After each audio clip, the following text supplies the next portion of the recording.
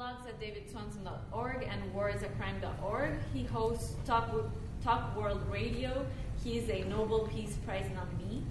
Swanson was awarded the 2018 Peace Prize by the U.S. Peace Memorial Foundation. He was also awarded a Beacon of Peace Award by the Eisenhower Chapter of Veterans for Peace in 2011, and the Dorothy Eldridge Peacemaker Award by New Jersey Peace Action in 2022.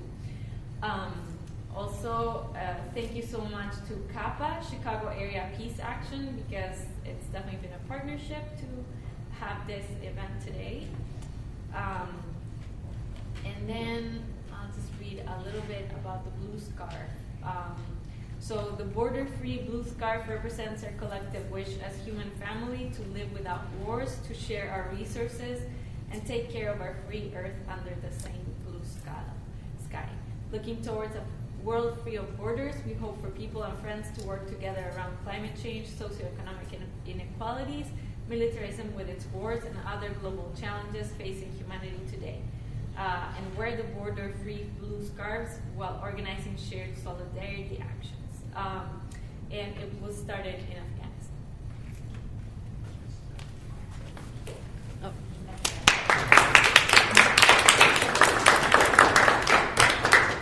Thank you, Daphne, and thank you, World Beyond War Chicago and Chicago Peace Action.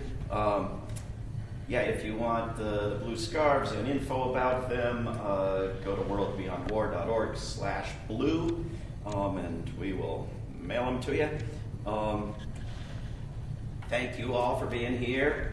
And if you're not here because you're at a rally for peace, thank you also, if you can hear me. World Beyond War, started almost 10 years ago with a petition that has now been signed in 194 countries by I don't know how many people. That's about 2 sentences that basically says we want to end all war. And I'm going to pass around a clipboard and a pen, and if you are so inclined, sign it and pass it along. You can sign it on the website as well. If you know anybody who lives in some really obscure country so we can get to 195, please share it with them. Okay, next slide. In the movie Good Morning Vietnam, there's a mean, ignorant, superior officer who tells the Robin Williams character, I got people stuck in places they haven't even considered how to get out of yet. You don't think I can come up with something good? Can you envision some fairly unattractive alternatives? And Robin Williams, of course, without missing a beat, says, not without slides. So I'm going to try using slides here as I have been asked to, and I apologize if any of them are unpleasant. War is vicious and atrocious, and our responsibility to abolish. Next slide. I've recently been told that people can't understand what's wrong with each separate war unless they go to it.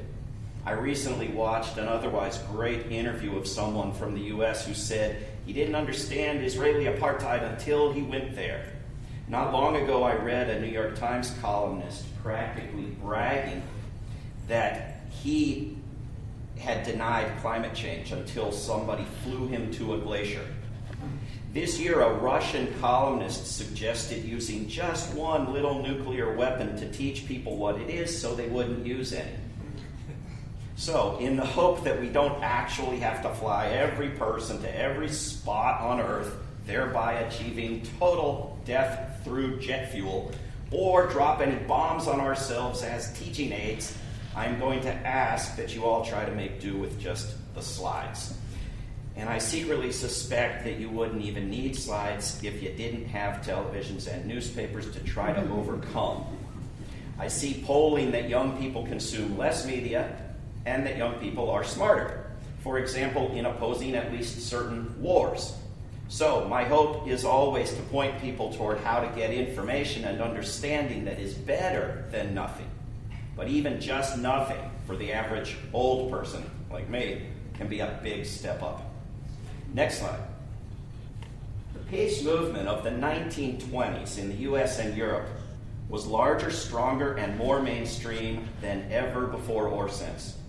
In 2728, a hot-tempered Republican from Minnesota named Frank who privately cursed pacifists, managed to persuade most countries on earth to ban war. He had been moved to do so against his will by a global demand for peace and a U.S. partnership with France created through illegal diplomacy by peace activists.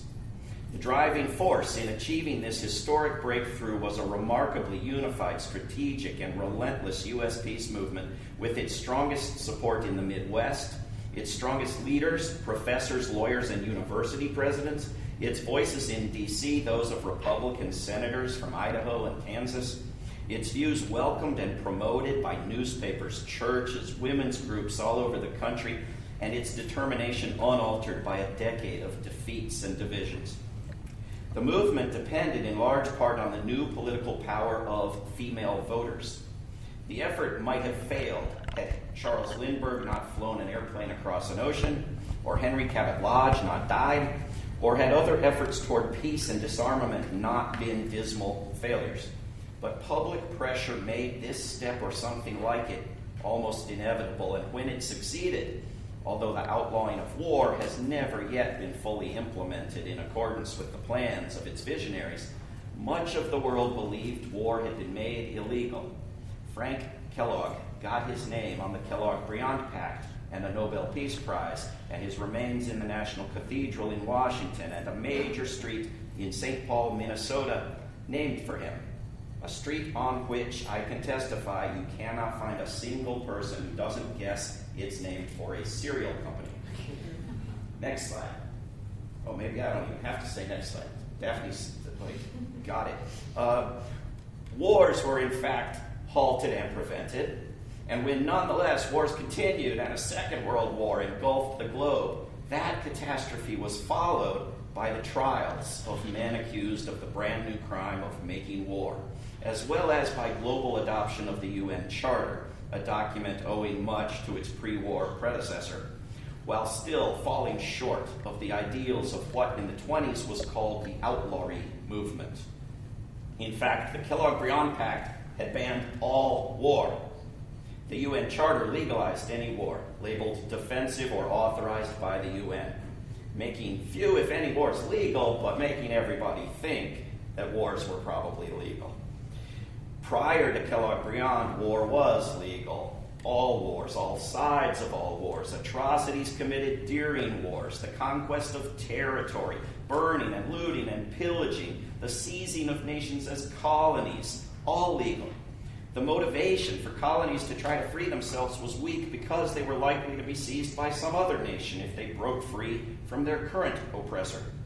Economic sanctions by neutral nations were not legal, though joining in a war could be, and making trade agreements under the threat of war was perfectly legal and acceptable, as was starting another war if such a coerced agreement was violated.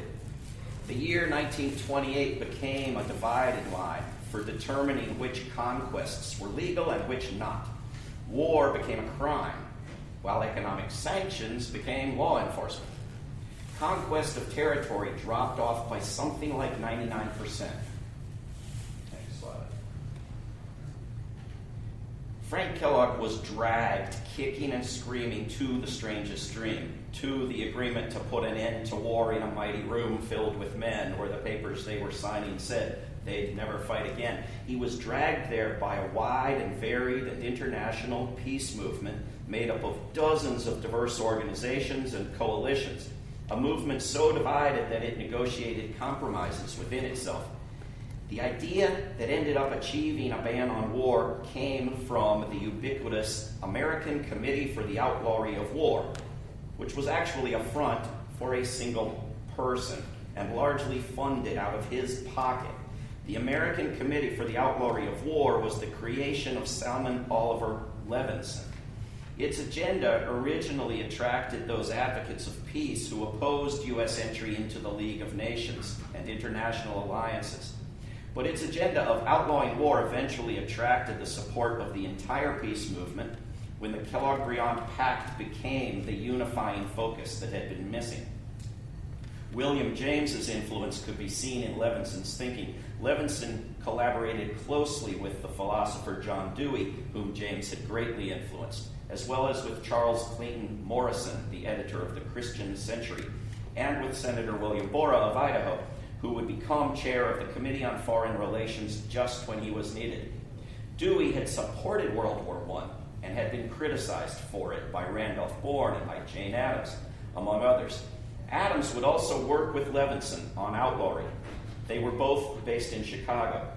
It was the experience of World War I that brought Dewey around. Following the war, Dewey promoted peace education in schools and publicly lobbied for outlawry. And Dewey wrote of Levinson, "There was stimulus. Indeed, there was a kind of inspiration in coming in contact with his abounding energy, which surpassed that of any single person I have ever known." John Chalmers Vinson, in his 1957 book, William E. Borah and the Outlawry of War, refers to Levinson repeatedly as the ubiquitous Levinson. Levinson's mission was to make war illegal, and under the influence of Borah and others, he came to believe that the effective outlawing of war would require outlawing all war, not only without distinction between aggressive and defensive war, but also without distinction between aggressive war and war sanctioned by an international league as punishment for an aggressor nation. Others had had a similar idea before, including slavery abolitionist Charles Sumner, who called both slavery and war institutions. But no one had ever made the idea widely known or built a campaign to realize its goals. Of course, now it's been actively made so little known again that all kinds of people have the idea of banning war and propose it to me as a new idea.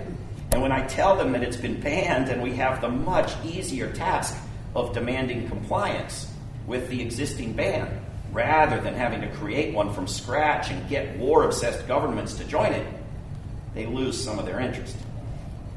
Next slide. Early in the winter of 1917, Levinson showed a draft plan to outlaw war to John Dewey, who very much approved. Levinson published an article in the New Republic on March 9, 1918, in which he wrote of outlawing war. Levinson, in his early writings, quoted William James's 1906 essay, The Moral Equivalent of War, which had included the line, "I look forward to a future when acts of war shall be formally outlawed as between civilized people." At first, Levinson favored the League of Nations and an international court using force to impose its decisions. But he came to believe such force was just a euphemism for war, and that war could not be ended through war. In June of 18, Levinson was pleased to see Prime Minister of the United Kingdom, David Lloyd George, speak of making sure that war shall henceforth be treated as a crime punishable by the law of nations. Levinson at that time backed a strong League of Nations. He pitched both outlawry and the League to peace groups, including the League of Free Nations Association and the League to Enforce Peace, and he organized mass meetings and other efforts working with Jane Addams, among others. Levinson's thinking, and consequently his political agenda, evolved during the decade of the search for peace. Charles Clayton Morrison's book, The Outlawry of War, published with the close guidance of and dedicated to Levinson, crystallized the outlawist's views in 1927, and Dewey wrote the foreword in which he argued that outlawry would allow internationalism without political entanglement with Europe, would end the divide between individual conscience and the rule of law, a divide created by the legal status of an enterprise of mass killing, and would complete a process from barbarism to civility that had already put an end to private blood feuds and dueling. Dewey suggested that the legal status of war allowed the threat of war to facilitate the economic exploitation of weaker countries.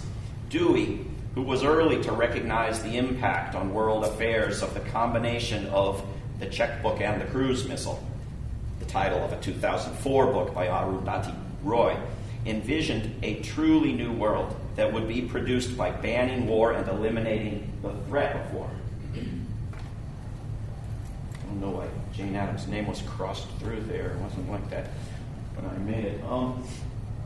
The peace movement that grew during the 1920s developed in a nation different from the U.S. of the 21st century in many ways. One of them, the state of political parties. The Republicans and Democrats were not the only game. They were pushed in the direction of peace and social justice by the socialist and progressive parties. By 1912, the Socialist Party had elected 34 mayors, numerous city councilors, school board members, officials in 169 cities. In some states, the Socialist Party held the second highest number of seats in the legislature. The first socialist was elected to Congress in 1911. By 1927, there would be one socialist and 3 Minnesota Farmer Labor Party members in Congress, along with a slim Republican majority in the Senate and a large one in the House. All 4 parties were brought to support the abolition of war. Any civic group in the United States that has been around for 100 years or more, any religious denomination, the League of Women Voters, the American Legion, they are all on record supporting the banning of all war. To my knowledge, none of them has ever renounced it. They've just survived into an era when nobody can even imagine it. The platform of the Progressive Party said, quote, "We favor an active foreign policy to bring about a revision of the Versailles Treaty in accordance with the terms of the armistice and to promote firm treaty agreements with all nations to outlaw wars, abolish conscription, drastically reduce land, air, and naval armaments, and guarantee public referendum on peace and war." This almost happened in the 30s, a public vote before any war. We wouldn't have most of these wars we have now. We had a majority against weapons to Israel on day one of the latest atrocities. So did banning war do any good? It used to be legal, now it's illegal, but everybody thinks it's legal. Either way, it's mass murder and massive destruction. Anyone who has even heard of the Kellogg-Briand Pact at all has heard the same single thing about it. It didn't work because World War II happened. I have a few responses to that. 1, banning law was supposed to be a step toward a culture that shunned war. Lots of human societies have lived without war and found the idea revolting. Making war a crime is a useful step in that direction. 2, if you're going to make something a crime, you have to prosecute it. There has to be some system of punishment or reparation, restitution, or reconciliation. Very few wars have been punished at all. They've only been punished by the victors against the losers. They've not been punished as wars, but as atrocities within wars. The trials of individuals by the International Criminal Court do not touch the big war makers who have UN veto power. While the pact was the basis for Nuremberg and Tokyo, one-sided justice is not justice. While the ICC, at long last, claims it will prosecute war, it calls it aggression, meaning that it will be one-sided, and it has yet to do so at all. 3, murder and rape and theft and other crimes have been on the books for thousands of years, and yet continue.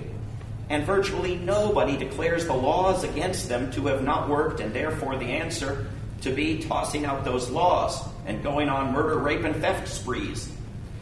Some point to the failure of laws, but always to improve them, not to toss them out entirely upon their very first application. If the first drunk driving incident following the banning of driving drunk had resulted in tossing out the law as a failure, people would have called that crazy. If the first prosecution had resulted in no more drunk driving, people would have called that miraculous. Yet after one biased and distorted application of the Kellogg-Briand Pact after World War II, the big militaries have not gone to war against each other again yet. They've waged wars on and through smaller nations instead, the equivalent perhaps of bicycling drunk. Is that because they have nuclear weapons? It's probably because of a lot of things. One of them is an idea that still excites sane people and frightens war profiteers, the idea of leaving war behind us. Of course, banning war while manufacturing weapons and plotting wars and inflicting suffering that breeds a desire for vengeance may not eliminate war. But what if we could move our culture toward a place where governments attempted respect and honesty, where so-called representatives tried to represent public wishes, where international institutions were democratized, and the rule of law was applied equally, rather than as a club with which the rules-based order can rule through violence? One step towards such a culture is honoring the steps that have brought us this far. In 2015 in Chicago, David Karcher and Frank Getz and the staff at Oakwoods Cemetery managed to locate the grave of Salmon Oliver Levinson. Every child in Chicago should know it. Why does war keep happening?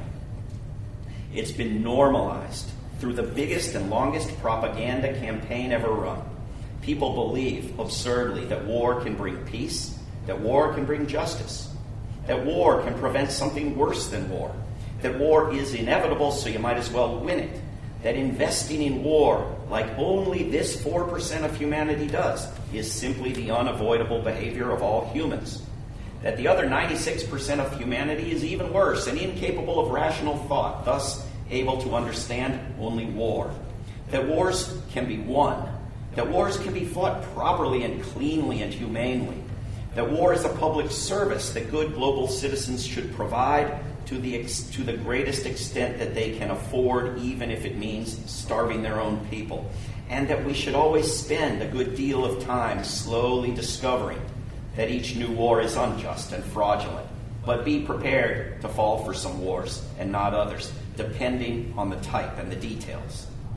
Since I think people care about what they see, and since we've seen what the Black Lives Matter movement has done with videos and photos, I want to demonstrate my answer to the question, what should we do, by showing you some slides. These are Ukrainians. These are Russians. These are Israelis. These are Palestinians. These are all the people it's okay to murder. It's easy to get discouraged as old crusty warmongers you thought had died when you were a kid and are wheeled out to comment on and profit from each war, and as identity politics is further entrenched through war support and opposition alike. And yet people, lots and lots of people, those qualified by having just stumbled out of the rubble in Israel and otherwise, masses of people, people risking arrest, people turning out in the streets just as people do in normal countries, people surrounding the White House and the Capitol, crowds of diverse and heartwarming people have been getting and saying and doing everything exactly right. Horribly insufficient as the response has been to a publicly celebrated genocide in Gaza, it has not been in the U.S. as bad as the response to the Russian invasion of Ukraine. So in the words of the late, oh my God, he's still with us, George W. Bush, is our children learning?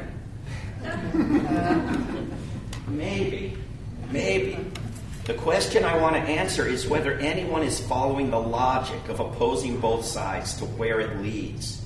If you've understood that denouncing the mass slaughter of civilians by two sides of a war is not just the right thing to say, but honestly the right thing to believe. And if you've exclaimed that it's not a war, it's something worse, but also notice that we've been exclaiming that during just about every war since World War I, then do you follow the logic where it leads? If both sides are engaged in immoral outrages, if the problem is not whichever side you've been trained to hate, but war itself, and if war itself is the biggest drain on resources desperately needed, thereby killing more people indirectly than directly, and if war itself is the reason we are risking nuclear Armageddon, and if war itself is the leading cause of bigotry and the sole justification for government secrecy and a major cause of environmental destruction and the big impediment to global cooperation, and if you've understood that governments do not train their populations in unarmed civilian defense, not because it doesn't work as well as militarism, but because they are afraid of their own populations, then congratulations, you are now a war abolitionist. And it is time we set to work. Not saving our weapons for a more proper war, not arming the world to protect us from one club of oligarchs getting richer than a different one, but ridding the world of wars, war plans, war tools, and war thinking. Goodbye to war, good riddance. Let's try peace. We should try holding people accountable despite their positions of power. One effort to do that begins this evening at 7 p.m. Central Time at merchantsofdeath.org. Please watch it. I want to save a lot of time for questions, but I want to say something about yesterday, about what so many people in the U.S. call Veterans Day. Kurt Vonnegut once wrote, "Armistice Day was sacred. Veterans Day is not, so I will throw Veterans Day over my shoulder. Armistice Day I will keep. I don't want to throw away sacred things." Vonnegut meant by sacred, wonderful, valuable, worth treasuring. He listed Romeo and Juliet and music as sacred things. Exactly at the 11th hour of the 11th day of the 11th month in 1918, 100 years ago, yesterday, people across Europe suddenly stopped shooting guns at each other. Went on for a couple weeks in Africa. Up until that moment, they were killing and taking bullets, falling and screaming, moaning and dying from bullets and poison gas, and then they stopped at 11 o'clock in the morning. They stopped on schedule. It wasn't because they got tired or came to their senses. Before and after 11 o'clock, they were following orders. The armistice agreement that ended World War I had set 11 o'clock as quitting time, a decision that allowed 11,000 more men to be killed or wounded in the 6 hours between the agreement and the appointed hour. But that hour, in subsequent years, that moment of ending a war that was supposed to end all wars, even for people who never believed that for a second, that moment that had kicked off a worldwide celebration of joy and of the restoration of some semblance of sanity, became a time of silence and bell ringing and remembering and dedicating oneself to actually ending all war. That was what Armistice Day was. Not a celebration of war or those who participate in it, but of the moment a war ended. Congress passed an Armistice Day resolution in 1926 calling for exercises to perpetuate peace through goodwill and mutual understanding, inviting people of the U.S. to observe the day in schools and churches with ceremonies of friendly relations with all other people, and later that it be a day dedicated to the cause of world peace. We do not have so many holidays dedicated to peace that we can afford to spare a single one. If the U.S. were compelled to scrap a war holiday, we'd have dozens to choose from. But peace holidays don't just grow on trees. Mother's Day has been drained of all its meaning. Martin Luther King Day has been shaped around a caricature. Armistice Day is making a comeback. Armistice Day as a day to oppose war had lasted through the 50s, longer in some countries under the name Remembrance Day. It was only after World War II and the war on Korea that the U.S. government renamed it Veterans Day in 1954. And Veterans Day is no longer for most people a day to cheer the ending of war or even aspire to ending war. Veterans Day is not even a day to mourn the dead and question why suicide is the top killer of U.S. troops or why so many veterans have nowhere to live. Veterans Day is not advertised as a pro-war celebration in most cases, but chapters of Veterans for Peace have been banned in small and large cities from participating in parades on the grounds that they oppose war. Veterans Day parades and events in many cities praise war, and virtually all praise participation in war, and almost all are nationalistic. Few, if any, promote friendly relations with all other peoples or work toward the establishment of world peace. Then President Donald Trump tried unsuccessfully to hold a big weapons parade in the streets of D.C. on so-called Veterans Day, a proposal happily canceled after it was met by opposition and almost no enthusiasm from the public, media, or military. Veterans for Peace, on whose advisory board I serve, and World Beyond War, which I'm the director of, are two of the organizations promoting the restoration of Armistice Day. Next slide.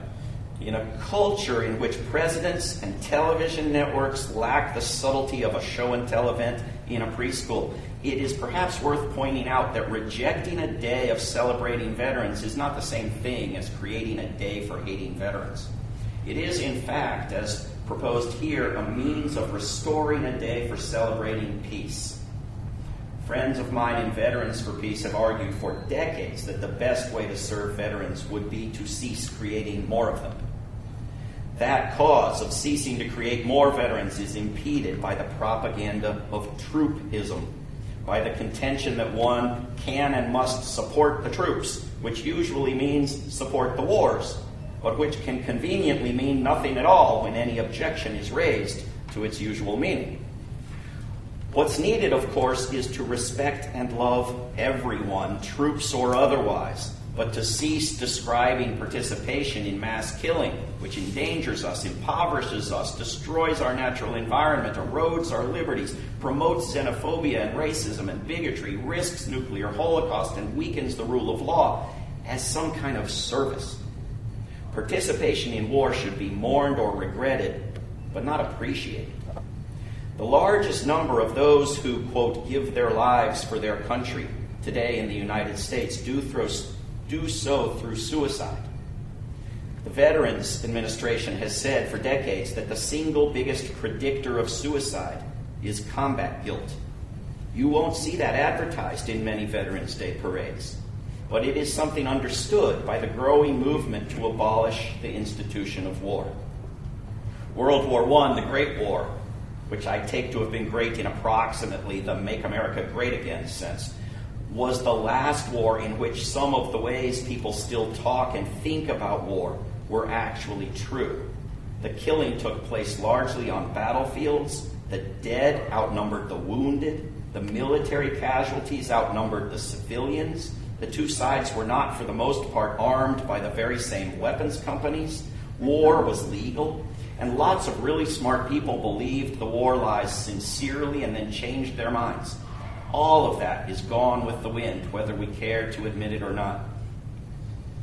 War is now one-sided slaughter, mostly from the air, blatantly illegal, no battlefields in sight, only houses. The wounded outnumber the dead, but no cures have been developed for the mental wounds. The places where the weapons are made and the places where the wars are waged have almost no overlap. Many wars have U.S. weapons and some have U.S.-trained fighters on multiple sides. The vast majority of the dead and wounded are civilians, as are the traumatized and those made homeless. And the rhetoric used to promote each war is as worn thin as the 100-year-old claim that war can put an end to war.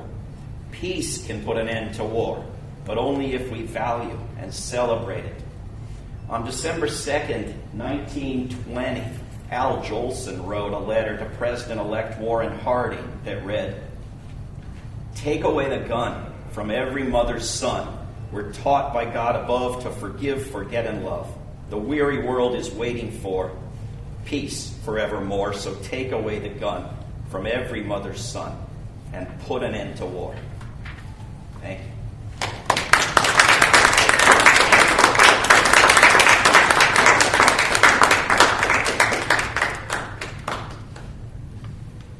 Questions, comments, accusations of taking funding from dictators? On the next to the last slide, we saw the Golden Rule Peace Boat. The Golden Rule Peace Boat that came to Chicago after it had gone down the Mississippi, around Florida, up through the Hudson River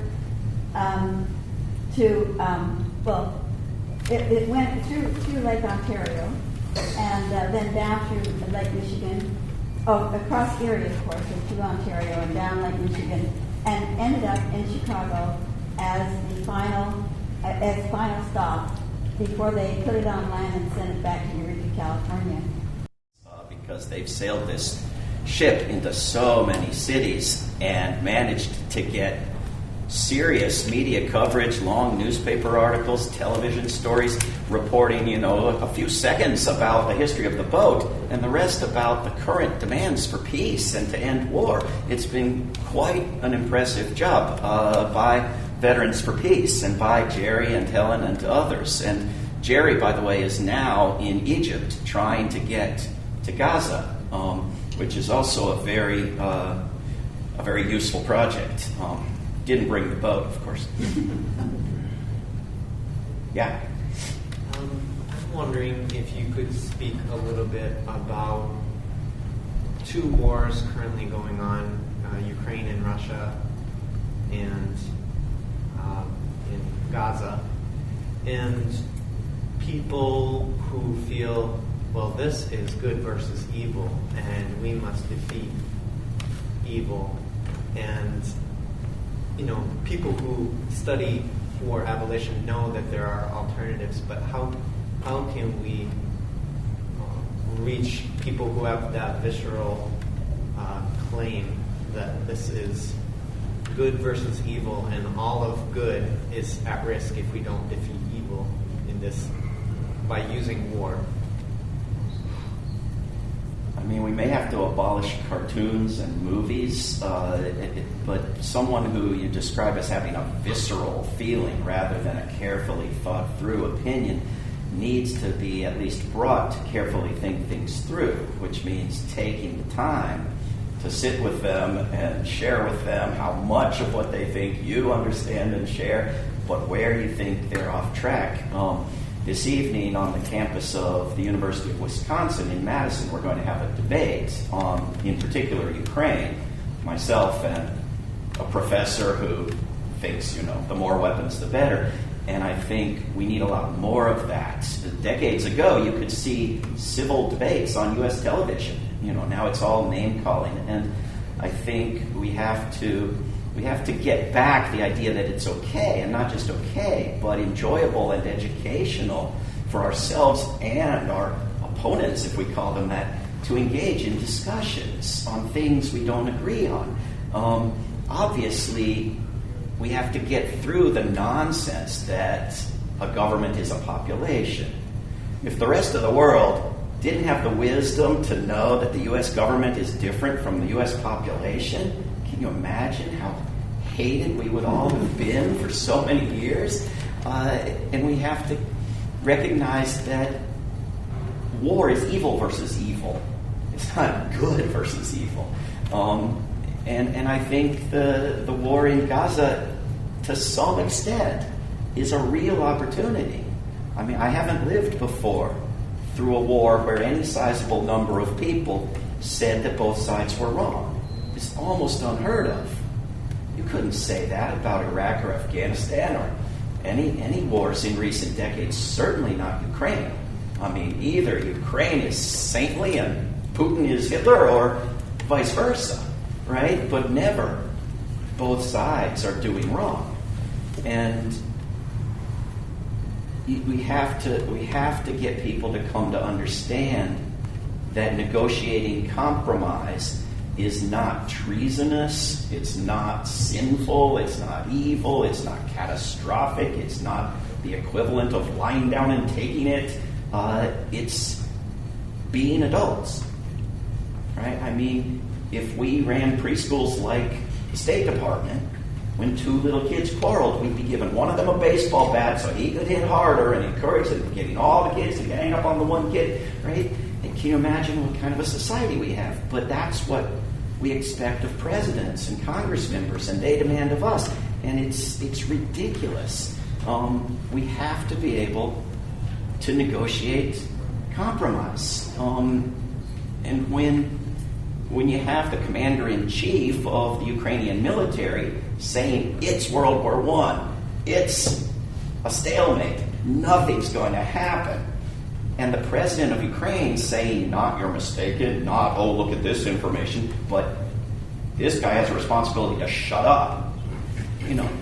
Do we have a responsibility to turn off our brains? Do perhaps the media outlets that finally report on that general and a few pundits admitting that it's been a stalemate for months and months and months, a responsibility to mention any of the peace activists who've been right about everything for 100 years? You know, why do we always have to wait for, for somebody who's been wrong about everything to blurt out the truth and then be told to shut up and then be told that it's our responsibility to pretend we didn't hear him? You know, it's when you say both sides of a war are wrong, then there's all kinds of other cartoonish ideas that pop into everybody's heads, like both sides are equal, both sides are exactly equivalently wrong, the victims of one side are to blame for the, and this is of course ridiculous. It's this prosecutorial British American notion of law enforcement that whenever something goes wrong, find somebody, convict them of something, put them in prison, and you fix the problem. Even if there were 50 other people guilty of something, even if that guy wasn't really guilty of anything, even if nobody was, that's how you fix a problem. And this is how we think about blame, right? Something's going bad in Ukraine, let's figure out who to blame. And if you blame anybody else, you're exonerating the one person to blame, who for most people is Hitler/Putin, right? To the point where anybody who ever fought the Russians is saintly and good, including actual Nazis that you applaud in the Canadian Parliament because they once fought the Russians. It becomes absurd. So we have to understand that both sides have always done wrong. It takes two to tango. Both sides have never done the exact things or remotely the equivalent wrongs. But both sides are going to have to compromise by treating the other side as respectable and acceptable. I mean, last night in Iowa at an event, someone asked me, so should Israel surrender to its enemies? Is this what you're saying? And I said, the analogy is very far from perfect, but when the United States had an apartheid, Jim Crow system, what was needed was not to surrender to the Negroes. It was to include everybody in one society as humans, right? It was to stop treating a group as enemies. And this is ultimately the solution. It's going to be very, very hard and take some time. But this is the solution in Israel-Palestine, is to stop telling half the population that the other half is the enemy that must be destroyed or surrendered to. Because either one of those is a disaster.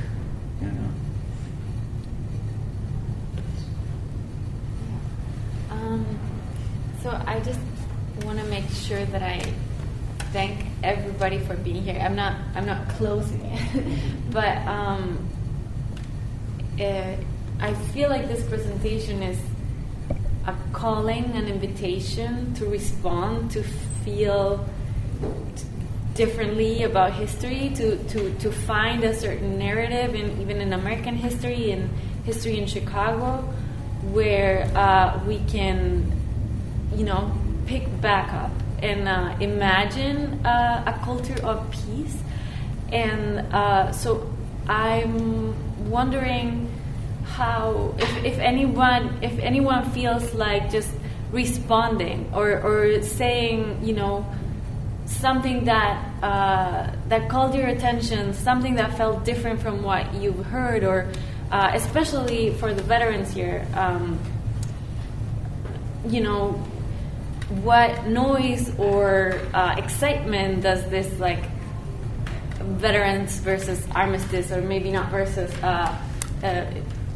concept feels like? I just really want to thank you for you person, body, being here, sitting down, and I want to know your opinion. I'm a veteran. I didn't know the history of arms system, so I learned that. And sort of Veterans Day. The Veterans Day history, I didn't know it started so recent. What'd you say, 50, what year was that? 1954. 54. They changed the name. Yeah, so it's always just been sort of imposed upon me as a veteran. So I learned that. Thank you for that.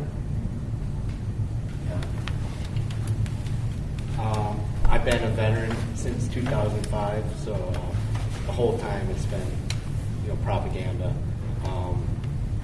Like Salute to Service with NFL, they make it a whole month long selling camouflage gear and $1 million flyovers for every game, and every single fast food joint, donut shop, saying come on in for your free cup of coffee and free meal off the discount menu. I'm not gonna lie, I take advantage. I gallivant around town and pick up all the free stuff I can get my hands on. But Armistice Day doesn't have to end that. right, it's celebratory. It's celebratory for me. But yeah, I just don't like how everybody bandwagons on. Specifically the NFL. It just really pisses me off. I agree. Yeah, I think the shift, and I guess 54, I thought it was 53, but when Eisenhower... Can't hear you. When Eisenhower changes, right, the Eisenhower administration, Congress that year changes, the name of Armistice Day, I think that's a poignant moment when we stopped mourning the dead and began celebrating the combatants. I talk to friends of mine when they go to D.C. and when you go to the Vietnam Memorial and you stand in that place that Charlie Richardson says, when Cronkite comes back and tells the American people the war is not winnable, when Cronkite comes back and tells the American people that the war is not winnable, and that entire other wing of the Vietnam Memorial, there are 26,000 more lives that are lost while Nixon and Kissinger seek what they call peace with honor. When you walk along the most haunting memorial, I think, in D.C. is the Korean War Memorial, right, with the copper statues of the ponchos and the haunted faces, and they're walking in what is apparently inclement weather. And then you go to the World War II Memorial, which is an abomination, right? Because all it is a celebration. And I'm just adding on to your conversation, David, that we should make a concerted effort for the United States Congress to change the name of Veterans Day back to Armistice Day and understand that the reason we celebrated Armistice Day from 1919 to 1953 was because we were trying to be reminded of the idea that war is abhorrent, no matter which side you're on. So if that's something in the offing, we can start moving, I would be thrilled to be able to be a part of that. I am in favor of it, while considering it the very least likely thing that the U.S. Congress would do. That doesn't mean it doesn't do good and educate people to be out there demanding it, and to demand that local governments go ahead and change it. Forget Congress, right? There are all kinds of places celebrate Indigenous Peoples Day instead of Columbus Day, and not because the Speaker of the House gave them permission, right? I also want to point out that they built a World War I memorial just recently in Washington, D.C., of all absurdities, and I thought it was the most absurd, but now they're building a Wars on Terror memorial in Washington, D.C. But what haunts me is that if you look at that Vietnam War memorial, someone did a calculation that if you were to add on that wall the 4 million names of human goddamn beings who were not Americans but Vietnamese, it would go all the way down to the U.S. Capitol, back to the Lincoln Memorial, back to the U.S. Capitol, and back about as far as the Washington Monument.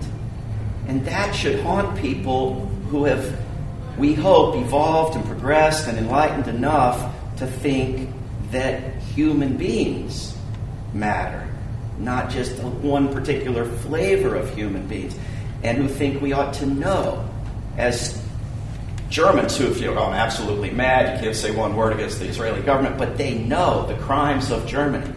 And the people of the United States do not know the crimes of the United States. They do not have a clue.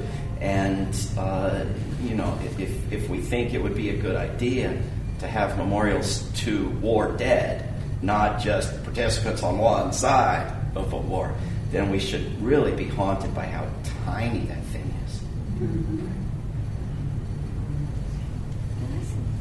Got one here and one back there. No, I've already spoken. Oh, okay. My name's Ed White. I'm the president of the local chapter of Veterans for Peace. So all the veterans here, I encourage you to join us. We have a whole series of things which we do in Chicago. I'm a Vietnam vet, and I encourage also non-veterans. We have non-veterans as well as veterans. So we're open to all and to all of our activities.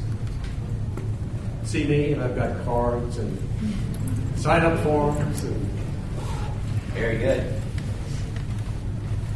So second row and fourth row, unless somebody else. I'm sorry for speaking twice, but yes, okay. There is a place called the National Veterans Art Museum, and it is struggling. It's basically at Irving and Milwaukee. The address is 4041 North Milwaukee.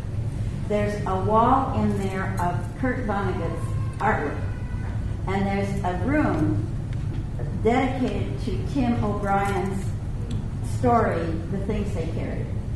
And there's a lot of other pretty marvelous art in this place.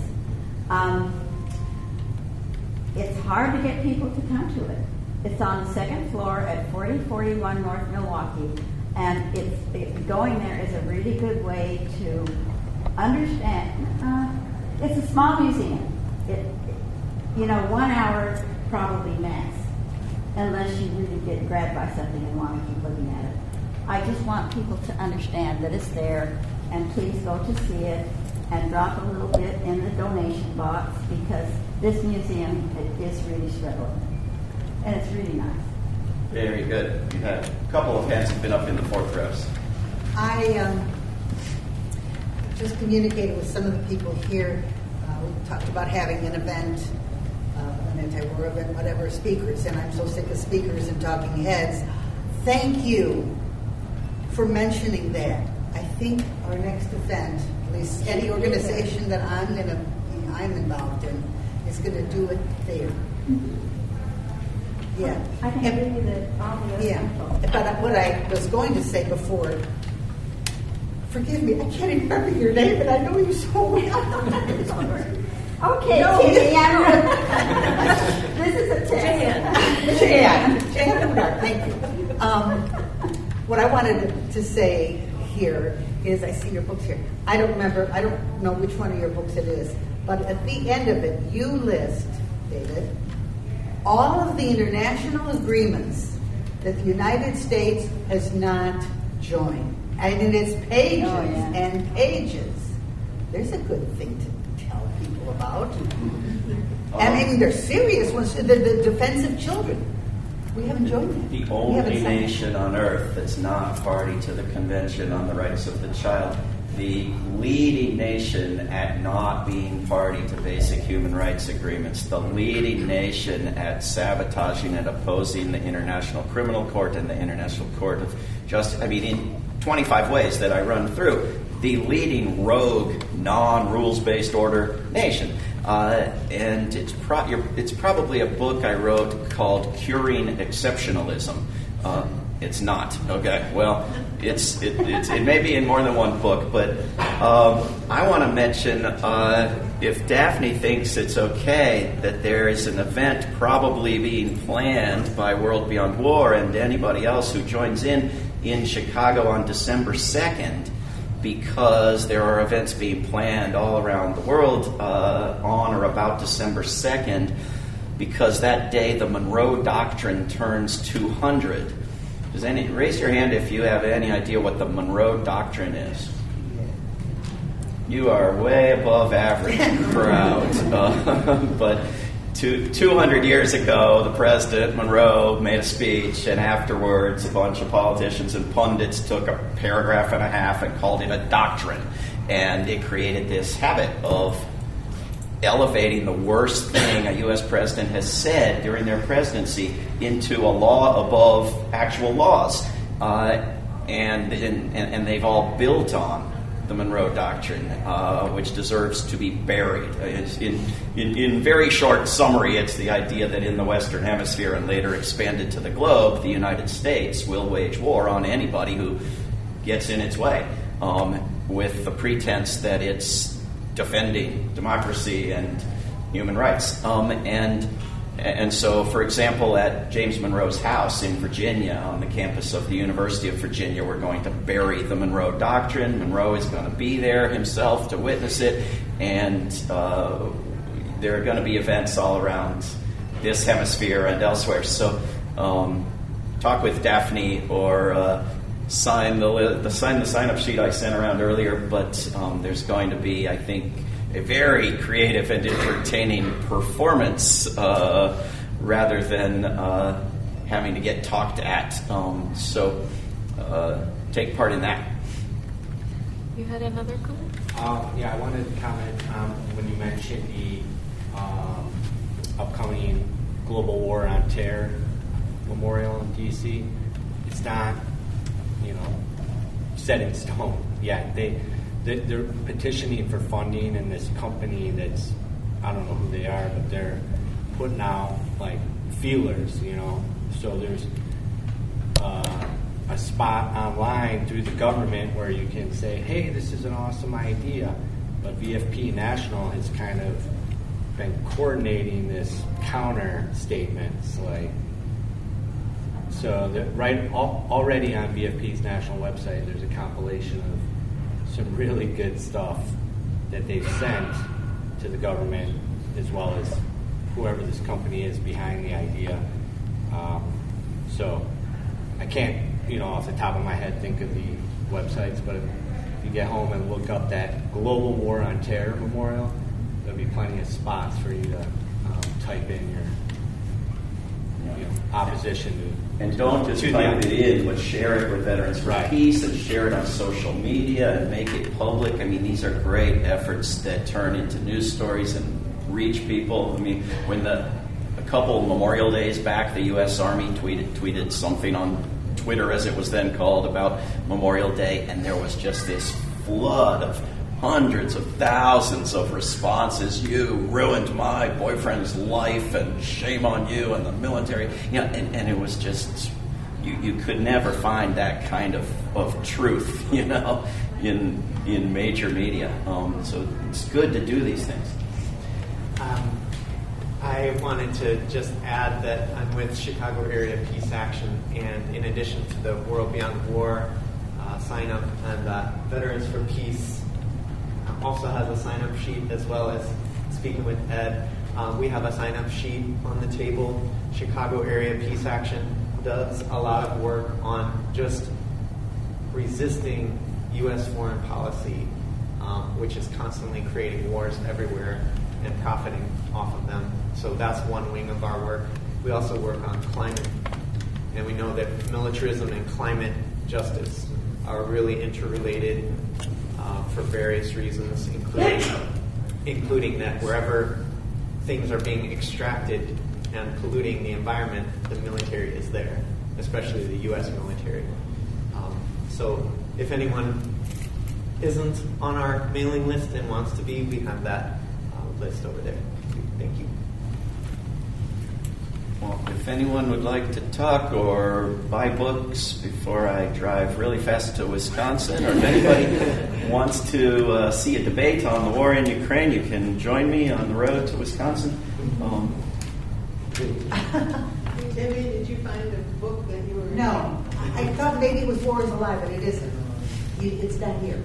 Yeah, not all of my books are there, and not all of those books are mine. It's an old one.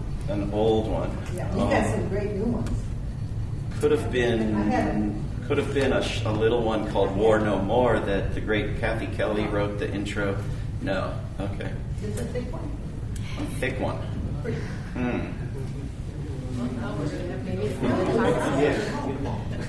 Okay, well, we can close this format and start to mingle. So, thank you for being here.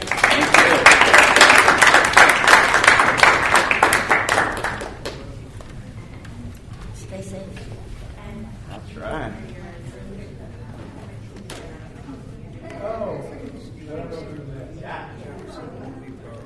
I'm sorry.